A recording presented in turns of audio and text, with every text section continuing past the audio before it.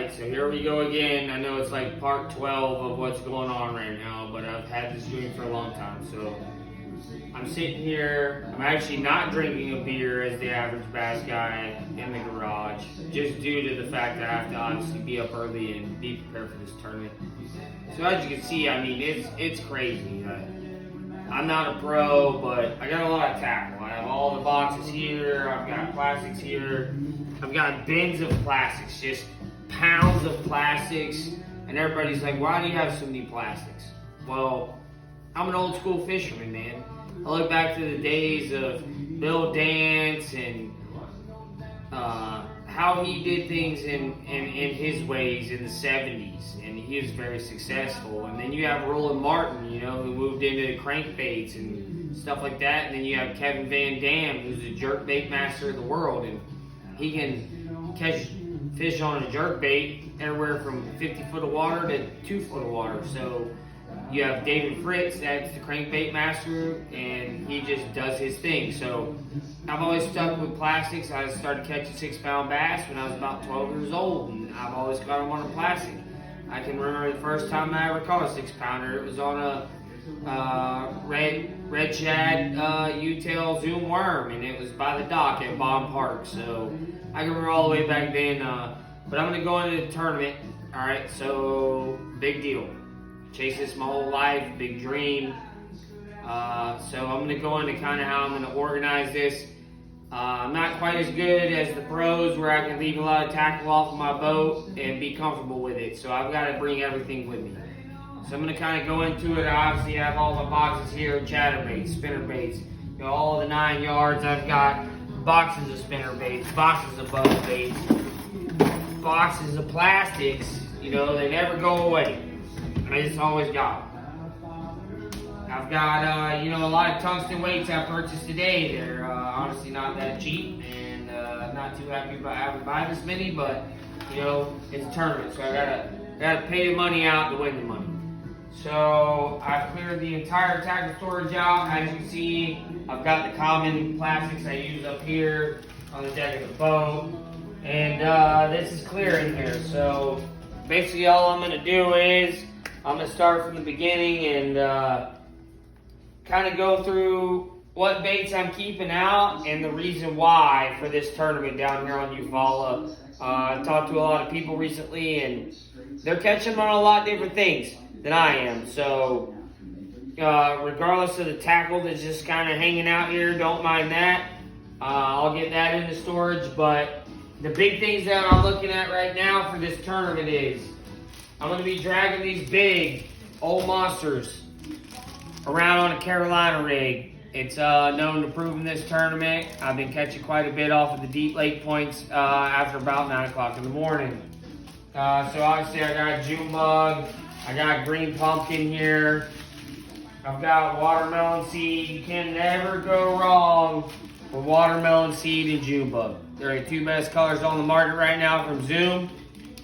Green pumpkin, depending on the watercolor, could be a change in the tournament. So prepare to go with the Carolina rig here. All right, so in the morning, I'll be probably throwing a buzzbait, top water frog, you know, different things. So I always keep these trick worms. I got a pink one and a June bug. I also got watermelon seed. It's just not up here with me right now. I throw that on a spinning rod with 8-pound test line. If I miss one on the buzz bait or a top water action, I can throw this, and a lot of times I'll get that secondary strike, a little bit slower bait. Then again, for the morning bite, you know, you guys have heard me talk about it before. Can't go wrong with the frogs. Can't go wrong with the frogs. I mean, just packs of frogs. I mean, you name it, I got it. But here's the issue. A lot of people are throwing frogs. I'm not throwing a topwater Spro frog. I'm not throwing a $17 frog. I'm throwing the Zoom horny toad, weightless, with a 3/0 straight shank Gamakatsu hook.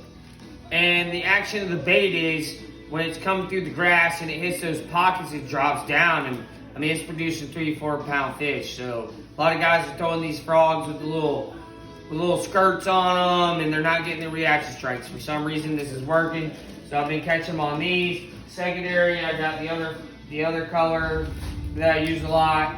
That's the watermelon seed crawfish belly. They're hard to find. Got a few packs of these as well. Shout out to the wife. We made about 18 trips to Academy, Dick's, Walmart over the past couple weeks, just trying to get this stuff with the fishing blowing up around here. Just everybody's out of work and enjoying fishing, which is great. They're out there doing it. They just take all the stuff I need. So a little upset about that. But for the morning bite, I'll also be going with some flukes. I've got some, shad color, salt and pepper. I got some albinos. And then the big thing is, and this is the ringer here. A lot of guys around here kind of look at me like I'm crazy when I tell them what I'm catching them on, but here it is. The 8-inch Magnum Zoom June bug colored lizard, or depending on water clarity and structure, the watermelon seed chartreuse 8-inch Magnum lizard. So that's what we're prepping with for today. I've also got some creature baits, like the Zoom brush hog June bug. That's for, fishing more around your wood cover and your structure, your boat docks, gives it a little bit different profile. And then I've also got the Guggen baits. When I gotta scale it down a little bit, I'm throwing that Bandito bug. They're great. They have a little scent to them, and they really work out good when you gotta scale down a little bit, especially around the grass line. So that's kind of what I'm working with right now. I've got, obviously trailers for a chatterbait or a spinnerbait. But, yeah, and then we're going to get into, deep diving crankbaits and everything like that. So the pattern has it right now. In the morning, I'll be throwing the Sexy Shad color Zara Spook, Spook Junior. That's going to be the money. They're blowing up on the shad right now. They don't quite want like a black and chrome color. They want something a little different. So I'll throw it right into the beta shad. Usually I can get a reaction strike within a couple minutes, and I'm catching keepers. So that'll be the move for in the morning, top water wise.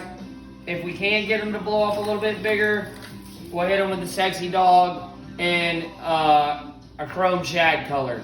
But for now, I'm going to stick with a lower bait profile. Everybody's going to be throwing big baits. I'm going to go a little smaller.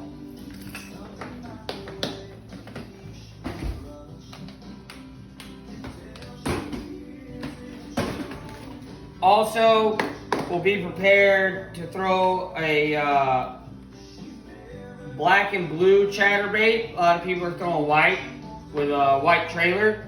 We're going to throw a black and blue, a little bit deeper water on the grass lines, 6-8 foot of water where I can tickle the top of that grass line with a black and blue chatterbait. So that's going to be the move. And then, like I said, later in the morning you're going to get those deeper crankbaits. So I'm going to go with the Tennessee Shad. And I'm going to run that 15-16 foot of water and let it bounce off the rocks and the brush piles that I'm fishing deeper in the day. So, been catching them on this, produces quality fish. So that's going to be the next move for in the morning.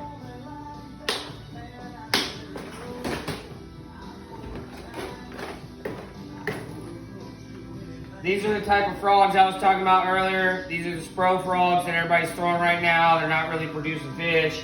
They'll even throw the white belly like a chug frog. And now they make these things called whopper ploppers. A lot of people, they like them. I'm not the biggest fan of a whopper plopper. My buddy RJ, shout out to him. He's going to tell me I'm wrong, but I'm not going to throw a whopper plopper.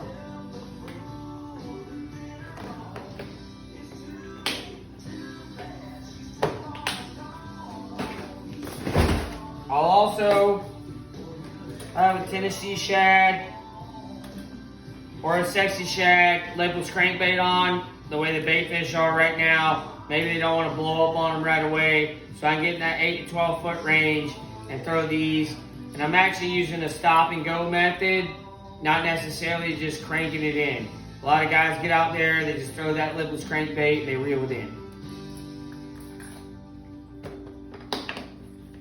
Alright, and then obviously just my hooks and my weights. So I'm gonna go everything from Texas rig, Carolina rig, sexy dog, top water, buzz bait, spinner bait. You know, we're gonna be prepared for everything for the tournament. However, when I get to organizing all of this stuff, I'm gonna think, where do I start in the morning? So I have my morning baits, and then I have to pack the boat according to how I'm gonna change it out throughout the day. So my morning bite in the morning, I have my top water lures. Around 9, 10 o'clock in the morning, I'm gonna have to transition to that, you know, deeper points, brush piles amongst the lake, and then later on as the tournament goes, we'll get into a scramble. So I might need that Texas rig, I might need that spinner bait, I might need that crankbait, I might need even a top water. Who knows? Right now the water's really clear, water level's normal at Eufaula. So the game plan is, we stick to the game plan. It's just like any other football game, baseball game, anything like that. You go out there, you want to win, you swing for the fences, or you run for the end zone. So my plan is, stick to the game plan. I'm not going to produce every bait I got on the boat right now because I got a couple secrets up my sleeve. But we're going to go give it to these professional guys, and we're going to show them that Matt the average bass guy on the Mattcraft can hang out there and produce fish and have a good chance at winning this thing. So, until the next video, when I got it all stored and tell you about how I get rid of all the crap I don't need on the boat, go down there in the comments, like it, comment, subscribe to the channel. It'll be a great move for you. Because here we go, Lake Eufaula. Mattcraft's here to win it, and I'm not letting go until I do. So until next time, peace out.